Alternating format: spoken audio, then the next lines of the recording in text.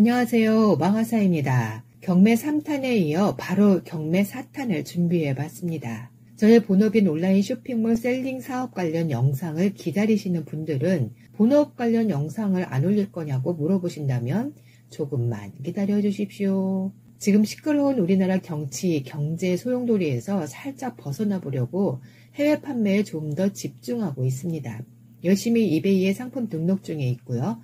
반응이 온다 싶으면 이와 관련 영상 준비해서 올려보겠습니다. 그리고 오늘부로 저의 구독자 수가 40명만 채우면 1000명이 넘게 되어 조만간 구독자 1000명 기념 오프라인 번개를 해볼까 라이브 방송을 해볼까 고민 중에 있으니 이것도 조금만 기다려주시고요. 자, 본격적으로 왕초보 경매꾼들이 엄청 궁금해하는 부분을 오늘도 아주 찐 현실 따끈따끈한 5개월차 경매꾼의 경험치를 바탕으로 이야기해 보겠습니다. 부동산 경매 관련 유튜브 알고리즘에 올라오는 내 돈 한 푼 없이 경매로 집 사는 방법 많이들 보셨죠? 진짜 그게 가능한지, 어떻게 돈 없이도 경매를 할 수 있다는 건지 안 믿어지시죠? 그냥 구독자 모으기 위한 어그로를 끄는 썸네일일 뿐이다고 의심되시죠? 이 부분에 대해 지금 한창 부동산 경매에 발담궈서 노젓고 있는 왕초보 경매꾼이 명쾌한 답변을 해드리겠습니다. 우선 결론부터 얘기하자면 내 돈 한 푼 없이 경매로 집 사는 거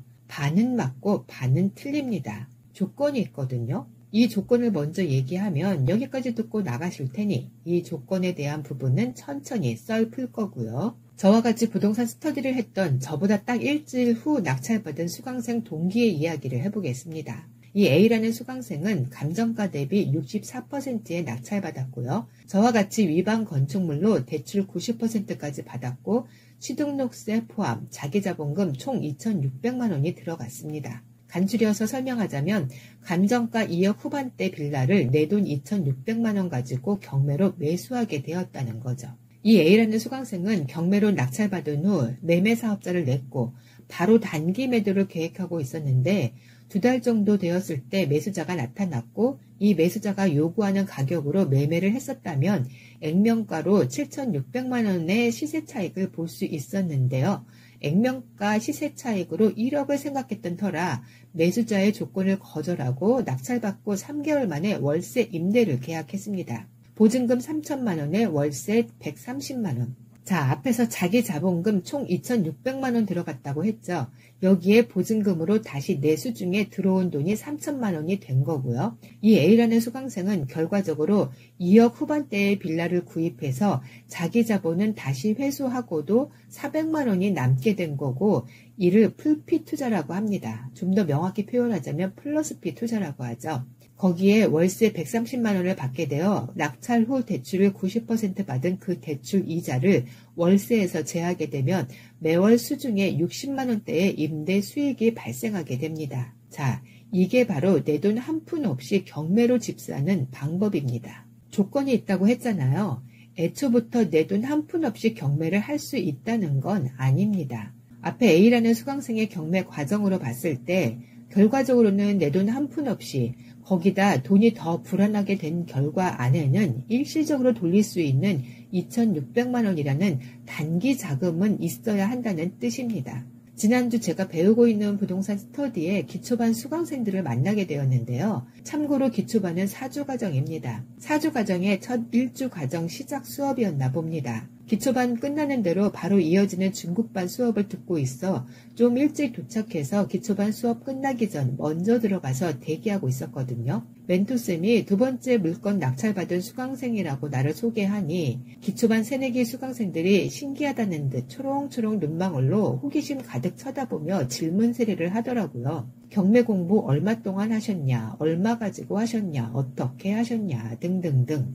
바로 앞에 먼저 경험한 선배 수강생이 있으니 신기했나 봅니다. 이 새내기 수강생들에게 돈 많이 없어도 할 수 있다고 여러 차례 얘기를 해줘도 다들 못 믿겠다는 눈빛이었거든요. 그래서 이걸 유튜브 영상으로 좀 올려야겠다 싶더라고요. 저도 처음 부동산 경매 스터디를 참여했을 때 멘토쌤에게 했던 질문입니다. 자본이 얼마 없는데도 할 수 있냐고. 근데 참 지금에 와서 생각해보니 소자본으로 경매 시작하는 왕초보 경매꾼들 100이면 100명 모두 본인이 가지고 있는 자본이 너무 없다고 생각하는데 정작 그 없는 정도는 다들 다양한 듯 합니다. 정말 땡전이 없는 사람은 거의 없고 어느 정도는 있는데 부동산 경매를 하려면 어느 정도가 있어야 자신 있게 얘기할 수 있는 자본인지 그 기준치를 모르니 그냥 얼마 없다고 얘기하는 것 같습니다.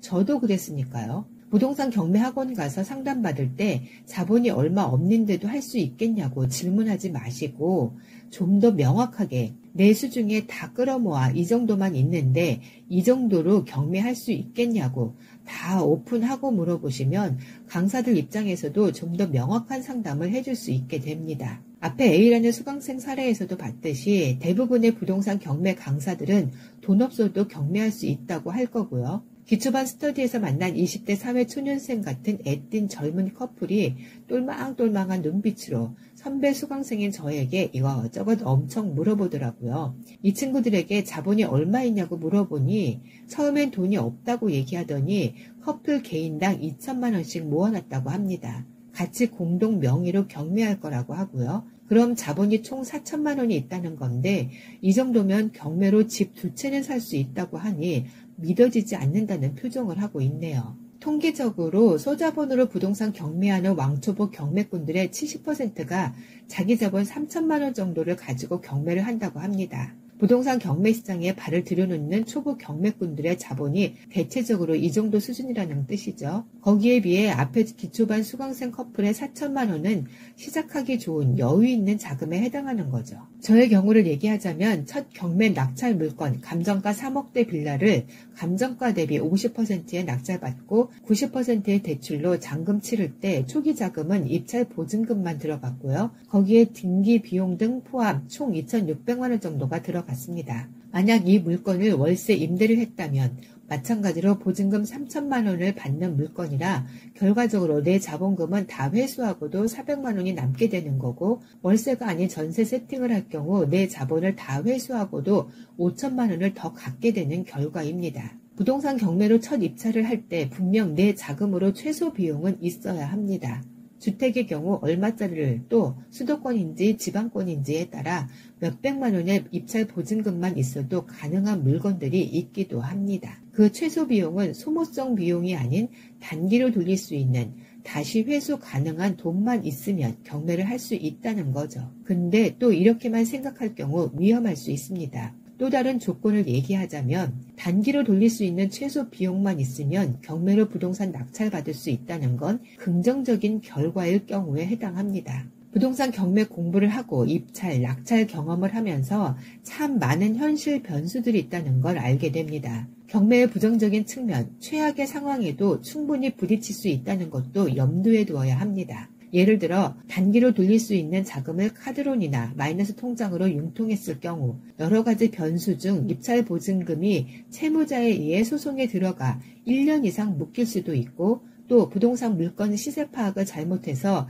임대 또는 매매가 원활하지 않을 시 그 단기 자금이 회수되지 않고 거기에 대출 이자를 계속 물어야 되는 상황을 맞닥뜨릴 수도 있습니다. 이러한 변수에 융통성 있게 대처할 수 있는 속칭 깡다구가 있다면 과감하게 부동산 경매에 뛰어들어도 됩니다. 아니 부동산 경매를 하려면 이 정도의 깡다구를 갖고 덤비라고 조언해주고 싶습니다. 다른 경제적 성공 방법 중 빠르고 쉬운 방법이 부동산 경매라면 그만큼의 위험한 리스크도 감당할 수 있어야 성공을 할 수 있을 테니까요. 똑같은 이 내용을 듣고 누구는 이 정도면 나는 할 수 있겠다 하는 사람도 있을 테고 들으니 무서워서 못하겠다고 하는 사람도 있을 것 같네요. 온라인 쇼핑몰 셀링 사업도 마찬가지지만 성향 차이인 것 같습니다. 리스크의 위험성을 이겨내는 성공자가 되느냐, 리스크의 위험성을 감당하기 싫어 포기하느냐. 이 오방하사는 리스크의 위험성을 이겨내는 성공자가 되기를 선택했습니다. 그동안 살아온 인생의 전반전은 리스크의 위험성을 감당하기 싫어 도망다녔다면